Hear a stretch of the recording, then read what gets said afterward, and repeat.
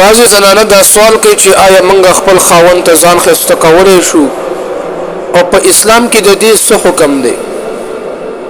جواب دا دی چې خاوند ته ځان خسته کول بالکل دا په شریعت کې شته دی، ځکه په دې سره د خاوند په زړه کې د ښځې قدر نور هم سوا کیږي.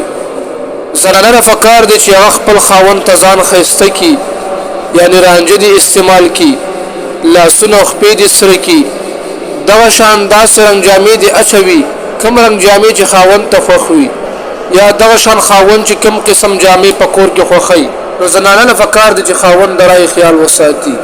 دغه شان ښځه ښایسته او مزیداره خوشبو هم استعمالولی شي، لیکن دا خوشبو په کور کې استعمالي، ځکه زنانو د فار بهر خوشبو استعمالول حرام دي.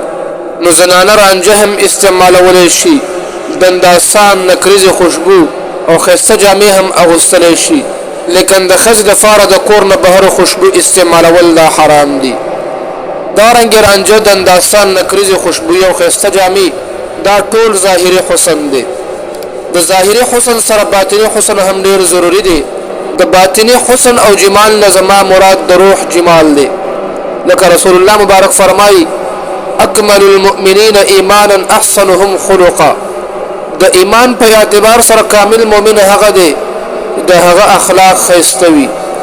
نو زنانه به د ظاهري حسن سره باطني حسن هم برابري، اخلاق به ښایسته کوي او د خاوند به کلکه اتباع کوي، د خاوند د اوامرو د افعالو لحاظ به ساتي، د هغه نه به اواز کته ساتي. یقینا بیا د الله جل شانه په نظر کې داسې ښځه دا ډیره بهترینه ګرځي.